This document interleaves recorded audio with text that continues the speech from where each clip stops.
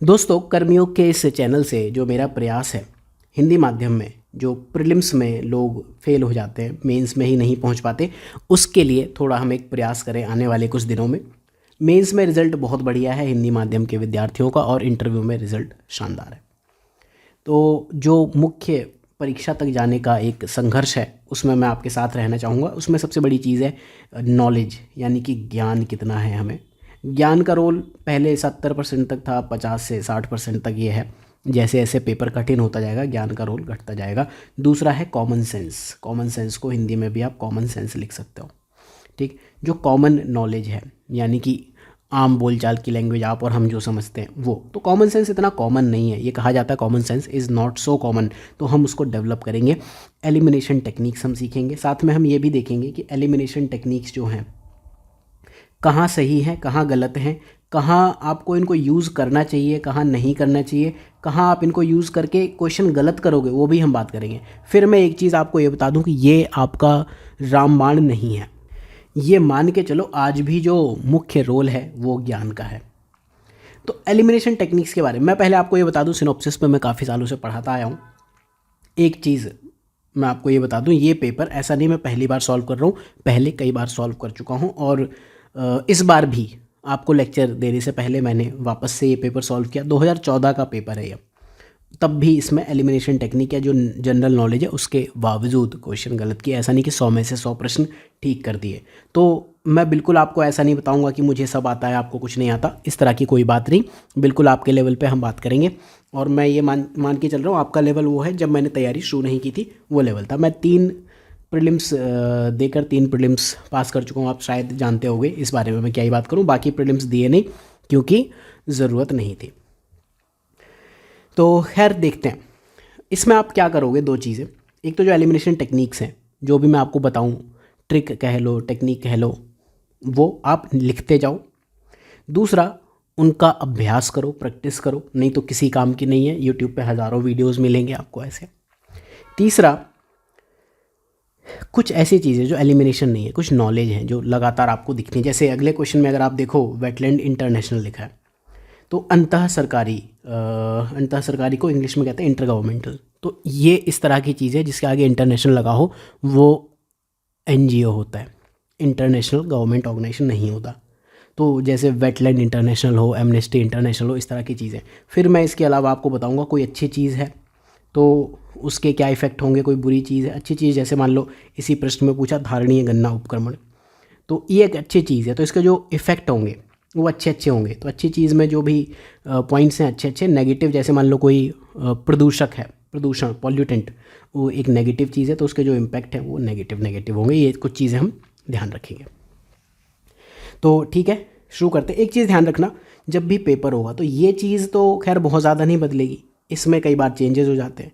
कई बार ये चीज़ हट के यहाँ ABCD हो जाता है इस तरह से, ठीक है, ये आपको देखने को मिलेगा। कई बार इसमें आपको ओनली 1 ओनली 2 इस तरह के क्वेश्चंस दिखेंगे। अलग अलग तरह की क्वेश्चन सेटिंग है, आप देखो। तो अभी इन्होंने केवल 1 सही है, 2 सही है, 3 सही है, तो वो सब बाद की बात है। अभी पहले हम चीज़ें सीखेंगे। ऑप्शंस में आप मत जाओ, पेपर मुश्किल होगा तो सभी के लिए मुश्किल होगा। पहला प्रश्न, धारणीय गणना उपक्रमण। अभी मैंने क्या कहा, एक अच्छी चीज़ है, ये पॉजिटिव चीज़ है। पॉजिटिव चीज़ में सब पॉजिटिव होगा। कृषि की पारंपरिक पद्धति की तुलना में बीज की लागत बहुत कम होती है। जहाँ भी आपको डाउट हो वहाँ अंग्रेजी जो इसका वर्जन है, एडिशन है, ज़रूर देख लेना, नहीं तो दिक्कत में फंसोगे, ठीक है। तो ये एक अच्छी चीज़ है, उसमें सब अच्छा होगा। दूसरा, ड्रिप सिंचाई से प्रभावकारी रूप से हम इसका यूज़ कर सकते हैं, प्रयोग कर सकते हैं। ड्रिप इरिगेशन क्या, बूंद बूंद करके। एक है कि आपने सीधे टुल्लू पंप चलाया और भर दिया खेत, ये गलत तरीका। धारणीय नहीं, धारणीय का मतलब क्या होता है, जो चीज़ पीढ़ी दर पीढ़ी चली जाए उसे हम धारणीय कहते हैं। ड्रिप इरिगेशन क्या है, आपने देखा होगा कि एक पाइप लिया, यहाँ पर आपने इस तरह से घुमा दिया और ये बूंद बूंद करके हम पानी इसको घुमा दे रहे हैं, गोल गोल घूम रहा है ऐसे, वो ड्रिप इरिगेशन का एक तरीका है। तो ये भी एक ठीक चीज़ लग रही है। तीसरा पॉइंट देखो, इसमें रासायनिक या अकार्बनिक उर्वरकों का बिल्कुल भी इस्तेमाल नहीं होता। ये एक बहुत ही वेग चीज़ है।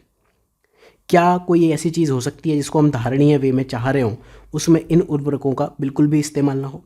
ऐसा नहीं होगा, ठीक है। तो जैसे ही हम 3 यहाँ देखते हैं, 3 यहाँ है, 3 यहाँ है, 3 यहाँ है, आप उत्तर पे पहुँच गए। लेकिन ठीक है, हम बाकी भी देखते हैं। कृषि की पारंपरिक पद्धति की तुलना में इसमें अंतर्राष्ट्रीयन की ज़्यादा गुंजाइश है। अब ये मैं हिंदी माध्यम से ठीक ठाक छात्र रहा हूँ, फिर भी मुझे इतना समझ नहीं आता, तो इंग्लिश का वर्ड देख लो, इंटरक्रॉपिंग समझ में आएगा। इंटरक्रॉपिंग तो आप समझ रहे हो ना, इंटर मतलब दो चीज़ों के बीच की, इधर कोई सी एक क्रॉप है, इधर कोई सी क्रॉप है, यहाँ दूसरे तरह की क्रॉप है, ये इंटरक्रॉपिंग हो गया। तो हाँ, हो सकता है, एक अच्छी चीज़ है। इंटरक्रॉपिंग क्यों करते हैं? अगर आपने पढ़ा है थोड़ा बहुत भी क्रॉप सिस्टम के बारे में, मोनोक्रॉपिंग होती है जहाँ एक ही तरह का क्रॉप सिस्टम है कि ये मोनोक्रॉपिंग है कि सब बस गेहूँ लगा है।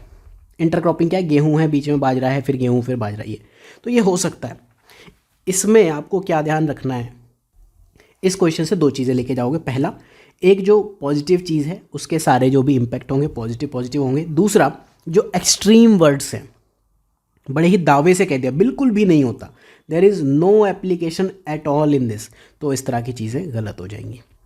कई बार आपका सीधे इसी से उत्तर निकल आएगा। ठीक है, चलो एक चीज़ और मैं आपको ज़रूर बताना चाहूँगा, एक चीज़ और लिख लो यहाँ पर। प्रीलिम्स एलिमिनेशन का एग्ज़ाम है, मेंस सीट गारंटी प्रोग्राम जो है कोर्स है, बेसिकली इसमें हमने 1979 से लेकर अब तक की चीज़ें की हुई हैं, सिनॉप्सिस की वेबसाइट पे ये मिल जाएगा आपको। प्रीलिम्स क्या है? एलिमिनेशन का एग्ज़ाम है। मान लो क्यों एलिमिनेशन का एग्ज़ाम है? हो सकता है ये ABCD लिखा हो, इस तरह से हो, या फिर इस तरह से। तो प्रीलिम्स क्या है? 4 ऑप्शन हैं, उत्तर तो इन्हीं में से, या तो ये 4 चीज़ों में से एक है। आपके पास 4 लोग हैं, आपको सही आदमी ढूंढने का एक टास्क दिया गया, कार्य दिया गया, कैसे ढूंढोगे? आप कहोगे चल भाई ये बहुत बढ़िया है, ठीक है पता है, लेकिन अब सब देखने में एक जैसे से लग रहे हैं, तो आप क्या करोगे? इसको कहोगे इसको ये बोलने में बहुत अच्छा नहीं है, ये मेहनती कम है, और इसने फॉर्म ही नहीं भरा। तो अब इकलौता एक बंदा बचा जो आपका सेलेक्ट हो सकता है। तो ये है एलिमिनेशन तकनीक। और जब भी ऑब्जेक्टिव एग्जाम आए तो वहाँ पे एक चीज़ ट्राई करना, जितने भी आप प्रश्न कर रहे हो 100 में से 100 एलिमिनेशन मेथड से ज़रूर करो, क्योंकि ऐसा हो सकता है कि स्टेटमेंट 1 हो सकता है आपको लगे A ठीक है, लेकिन जब आप सॉल्व करो तो B ज़्यादा ठीक है या C ज़्यादा ठीक है। कई बार ऐसा होता है कि A आपको ठीक विकल्प लगता है, लेकिन D में सही उत्तर छुपा होता है, बहुत बार ऐसा होता है। ठीक, अगले प्रश्न पर चलते हैं।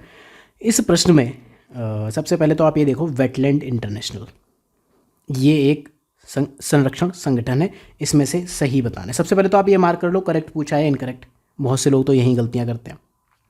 तो इसमें एलिमिनेशन जैसा, खैर जो भी हो बाद की बात है, जब भी किसी चीज़ में इंटरनेशनल लगा हो, इंटरनेशनल इस तरह की चीज़ लगी हो, तो उसमें एक अंतः सरकारी संगठन यानी कि इंटर गवर्नमेंटल ऑर्गेनाइजेशन नहीं होता। जैसे और कहाँ कहाँ आपने देखा होगा इंटरनेशनल, जैसे आपने एमनेस्टी इंटरनेशनल सुना है, वो एक NGO है, amnesty international. Bird life international सुना होगा, ग्रीन पीस इंटरनेशनल।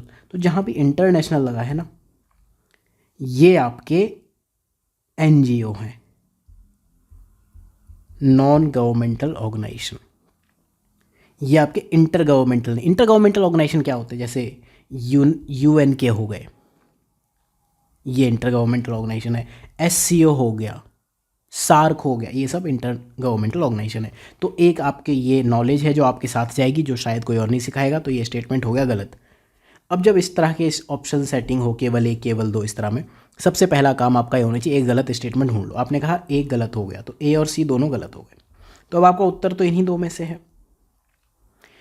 एक चीज़ अगर मान लो आपको ना आती हो, तो एक और तरीका मैं आपको बता देता हूँ। ये देखा गया है कि एग्जामिनर हमेशा ऐसे क्वेश्चंस में D ऑप्शन मिनिमम गलत सेट करता है। मैं आपको एक वीडियो का लिंक शेयर कर दूंगा डिस्क्रिप्शन में, वो देख लेना आप, वहाँ पे हमने बहुत सारे क्वेश्चंस देखे।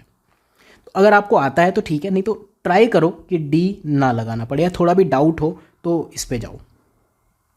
खैर दूसरा स्टेटमेंट देखते हैं। यह ज्ञान के विकास और संग्रहण के लिए व्यवहारिक अनुभव का बेहतर नीतियों का पक्ष समर्थन करने के लिए क्षेत्र स्तर पर काम करता है। बढ़िया काम करता है, ज्ञान के विकास के लिए काम करता है, संग्रहण के लिए काम करता है, अनुभव की बेहतर नीतियों के लिए काम करता है, क्षेत्र स्तर पर काम करता है। हाँ करता होगा कोई इंटरनेशनल, अगर ये अंतः सरकारी संगठन है तो भी, NGO है तो भी, ये तो करता ही होगा ना, कौन कह देगा ये काम नहीं करता है? तो ये बहुत जनरल स्टेटमेंट है। तो जब भी इंटरनेशनल एक पॉजिटिव चीज़ है, तो जब कोई ऑर्गेनाइजेशन है किसी चीज़ के लिए बनाई गई, किसी पर्पस से बनी है, तो वहाँ पर आप देखोगे कि पॉजिटिव चीज़ एक पॉजिटिव काम करने के लिए बनी है, जनरल ओपन एंडेड चीज़ है, ओपन एंडेड चीज़। सब्जेक्टिविटी, ऑब्जेक्टिव नहीं, कोई दावे से कोई बात नहीं कह दी कि नहीं नहीं ऐसा तो नहीं ही है, तो इसका उत्तर क्या हो जाएगा, बी हो जाएगा। अगले प्रश्न पे चलते हैं। वर्ड्स ध्यान रखना जो मैं आपको कह रहा हूँ, ठीक है। इस प्रश्न से आप क्या सीखोगे, निम्नलिखित में से किस घटना या किन घटनाओं ने जीवों के विकास को प्रभावित किया होगा।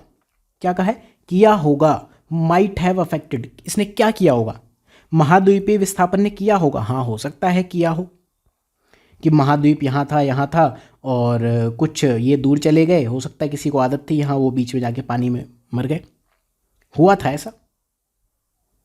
कॉन्टिनेंटल ड्रिफ्ट थ्योरी, महाद्वीपीय विस्थापन का सिद्धांत जब आप पढ़ते हो ना, तो किया होगा। हिमानी चक्र, ग्लेशियल साइकिल, टेम्परेचर कम ज़्यादा हुआ होगा।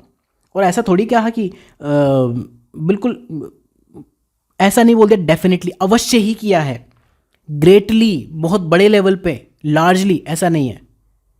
तो यहाँ क्या है, इन्होंने किया है। यूपीएससी कई बार क्वेश्चन में ही आपको एक लाइफलाइन दे देता है केबीसी टाइप, तो इसने भी किया होगा, इसने भी किया होगा। जब आपको ऐसे स्टेटमेंट मिल जाए, माइट हैव, माइट, कैन, फिर जैसे कुछ पूछ ले, सम ऑर्गेनाइजेशन, सम कंट्रीज, ठीक है, माइट हो गया, कैन हो गया, some of them, few of them, more than, इससे ज़्यादा, लेस देन, इस तरह की चीज़ हो, कैन बी, कैन के साथ कुड हो, पॉसिबल, संभव, संभावना दर्शाई गई है, इनेबलर, इनेबल करता है, सपोर्ट करता है, और इस तरह की और क्या चीज़, बहुत सारी चीज़ें हो सकती हैं। तो ये चीज़ें सही होने के ज़्यादा चांसेस होते हैं। गलत क्या क्या चीज़ें हो सकती हैं वो भी आप एक लिस्ट बना लो। जैसे यहाँ लिखा होता ग्रेटली, इंग्लिश में ज़रूर देखना, हिंदी माध्यम जब आप परीक्षा दे रहे हो तो इंग्लिश में ज़रूर देखो। 2 रीज़न है, कई बार आपको बिल्कुल ही क्लियर ये वर्ड्स दिख जाएंगे, ये इतनी तो इंग्लिश रट ही सकते हो सकता है आपको यहाँ ना समझ आए, लेकिन यहाँ तो क्लियर दिख रहा है। ग्रेटली, ऑल, ओनली, इस तरह की चीज़ लिखी हो, none of them, all of them, extremely, very high, very highly, it is necessity, आवश्यक है, बिल्कुल ही आवश्यक, कंप्लीटली, टोटली, अल्टीमेटली, अंततोगत्वा कहते हैं इसे, नॉट एनी, मस्ट, एवरी। यहाँ माइट लिखा है, मस्ट हैव होता ना तो एक बार को आप थोड़ा सा डाउट कर जाते। फिर greatly influenced, greatly impacted, binding agreement, mandatory agreement, drastically reduced, drastically increased, entirely, firstly, lastly, recently, study increase. कोई चीज़ जैसे आपको ट्रेड में दिखेगी कि नेपाल के साथ इंडिया का ट्रेड स्टेडली इंक्रीज हुआ 5 साल, नहीं ऐसा कुछ नहीं होता, स्टेडली डिक्रीज ऐसा कुछ भी नहीं होता। लास्ट 10 ईयर्स में ऐसा हुआ, last 5 year, last decade, oldest, enormously, इस तरह की चीज़ें देखेंगे आपको दिखेगा लगातार। फिर हिस्ट्री में आपको दिखेगा समकालीन, कंटेम्प्रेरी, सेम पीरियड, ये ज़्यादातर गलत होते हैं। तो इस तरह की चीज़ें आप याद रखो, ये ज़्यादातर गलत है। ठीक है, अगले प्रश्न पर चलते हैं। गंगा नदी डॉल्फिन की समष्टि में ह्रास के लिए शिकार चोरी के अलावा और क्या क्या संभव कारण है, पॉसिबल रीजंस पूछे हैं, अदर देन पूछिंग पॉसिबल रीजंस। ठीक है, बहुत ज़्यादा इसमें हमें पीएचडी नहीं करने, नॉर्मल जो प्रश्न है वो उन पे जाना है। पॉसिबल रीजंस क्या है, नदियों पर बांध और बैराज का निर्माण, हाँ हो सकता है, बिल्कुल हो सकता है। नदी में डॉल्फिन है, यहाँ रह रही थी, अब बांध बना दिया, यहाँ मेल है यहाँ फीमेल है, नहीं जा पा रहे तो कम हो गया। मगरमच्छों की समष्टि में वृद्धि, हाँ हो सकता है, इससे मगरमच्छ बढ़ गए, ठीक है, मछलियाँ कम हो जाएंगी। तीसरा, संयोग से मछली पकड़ने वालों के जाल में फंस जाना, डेफिनेटली ठीक है। नदी के आसपास के फसल क्षेत्रों में कृषि रसायनों वगैरह का इस्तेमाल होना, ठीक है।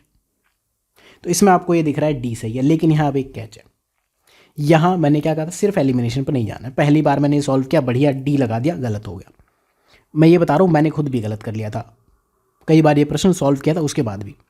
जो गंगा रिवर डॉल्फिन है, अगर आपको ये पता हो मिलती कहाँ है, इतनी तो हम मानते हैं कि इतना आपको नॉलेज होगी। 2013 में भी डॉल्फिन के ऊपर पूछा था, ये 2014 का क्वेश्चन है। तो जो गंगा रिवर डॉल्फिन है ना, बेसिकली वो और मगरमच्छ, ये समझो क्या ये एक जगह मिलते हैं। मगरमच्छ नहीं मिलता है नदियों में, नदियों में मिलता है घड़ियाल,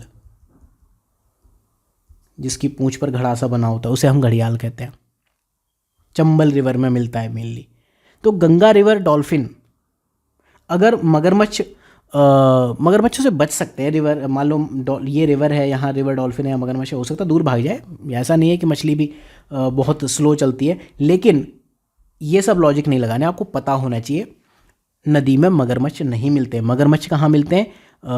अंडमान निकोबार में मिलेंगे आपको,